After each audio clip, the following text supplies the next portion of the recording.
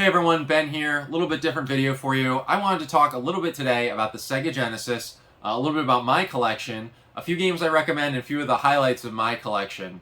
The reason I picked the Sega Genesis to talk about today is it's one of the collections that are a little bit bigger for me, and I also think it's a little bit overlooked in the community overall. I mean, when you think about sort of the early to mid 90s, that sort of 16-bit era, maybe 90 to 95, the Super Nintendo and the Sega Genesis were the two big consoles of the era. You definitely had the whole console war thing where people pick sides. You had Sega kids, Super Nintendo kids. I happen to have a Genesis, but of course, as things went on, I got to appreciate the Super Nintendo. And as such, I mean, it's a really iconic system, but it does seem like in the collecting community, in terms of the marketplace, when it comes to the demand, the desire, the price, it just seems like Super Nintendo is always up here and Sega Genesis is a little bit behind. In my humble opinion, I don't take a winner when it comes to the console wars. Sega Genesis and Super Nintendo are both really great systems with really great games, some of which are about equal on each system, and some of which the Genesis does better, whereas on others the Super Nintendo does better. So I don't take a side in this war, aside to say that people should really not be sleeping on the Sega Genesis. I know a lot of people who go straight for Super Nintendo for this era and just ignore the Genesis, while the Genesis sits out and there's just tons of classic games that people could be enjoying. The systems are very inexpensive, very plentiful, are RGB friendly. If you need to fix them, you can fix them. You can go out and get parts and components and replace them. There are even those, I believe they were made for a long time in other countries by other companies besides Sega, so you can pick up a lot of easy systems if you ever need them. So anyway, I hope that convinces you a few reasons why the Sega Genesis is worth collecting and why I think you need to spend a little bit of time on it. So without further ado, I want to talk a little bit about my collection. I've got several hundred games for the Sega Genesis, many of which are complete in box. The clamshells are super easy to maintain and find, so collecting for complete in box for this Genesis I think is generally easier and less expensive, while you get a better quality product than the Super Nintendo, so that's pretty nice there. First, one thing I want to talk about is just a few of the higher end games.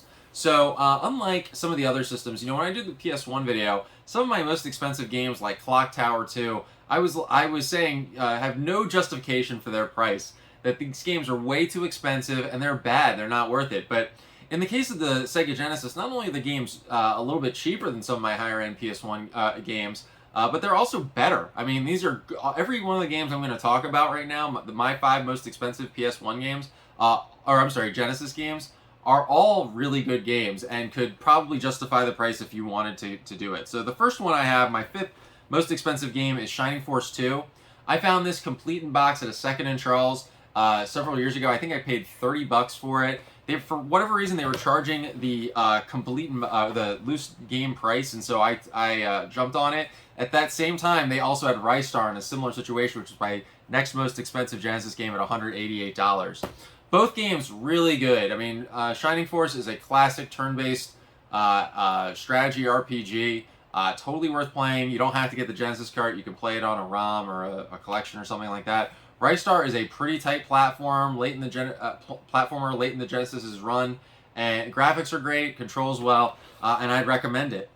The next game is Elysia Dragon. This is probably the weakest in terms of quality of games, in terms of my top 5 expensive ones. This goes for about $197 complete in box. I actually got this on eBay a few years ago for like maybe $30, and for some reason the game just really grew in price. I think I was interested in it.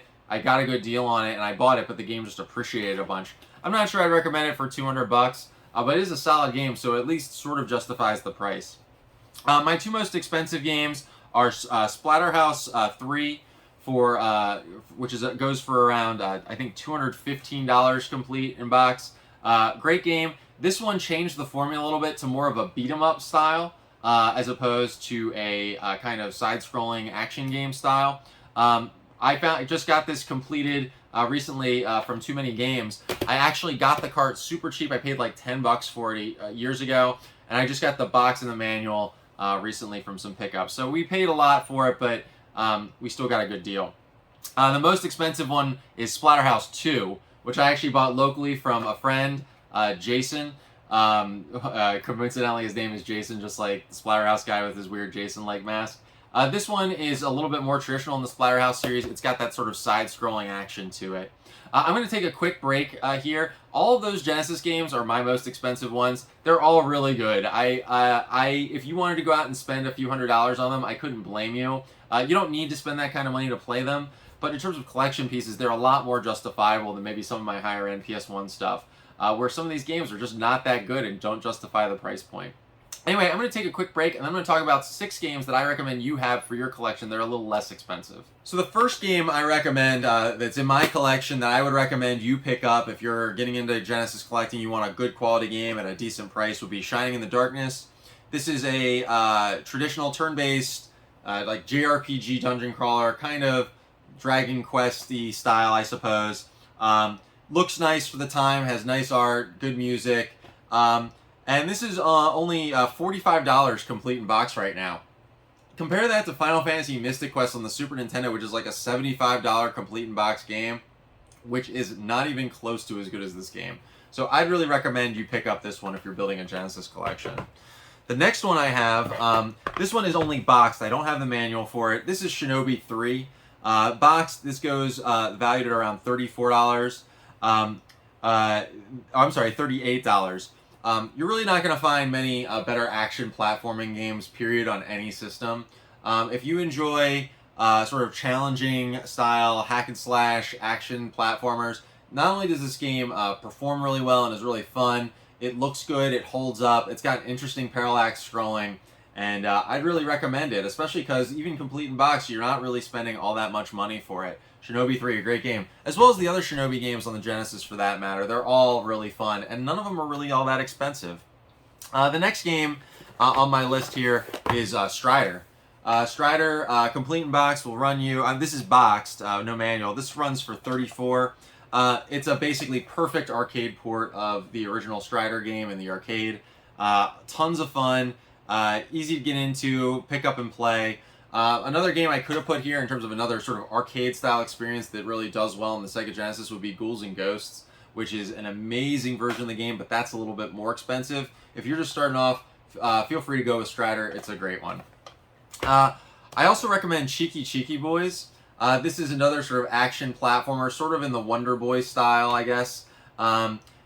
This one, Loose, goes for $46. This one's been going up a little bit. I paid about $20 for it a couple years ago, Loose, at a game store. It's been going up since then. I can see why. It's kind of got a classic art style. It's a little bit timeless and just really plays well. I'd recommend, if you're going to go for a game like this, to probably pick this one up now, because I think it's going to get more expensive. I'd love to get the box for it.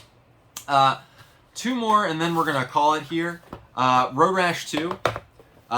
This one goes for, complete in box, I have it for $28. This is an amazing game. There's a lot of technical shortcomings with it. The frame rate's a little goofy, the sound is a little weird, etc. But the game is just fun to play.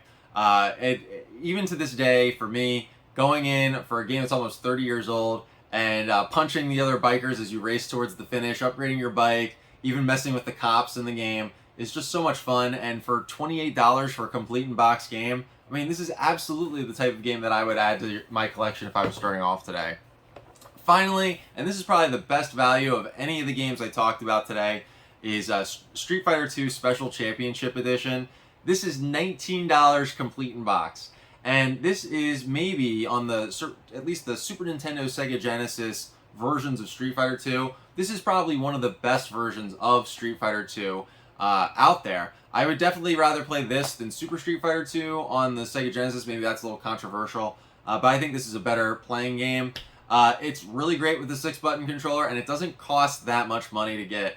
A highly, highly, highly recommended game to pick up, and absolute must-own. I couldn't recommend it anymore. So anyway, that's it. I hope this gave you a little bit of insight into the Sega Genesis, why I advocate for it, why I think it's such a great system to collect for and build a collection around, and really where it stands today in 2021 and what you can do with it.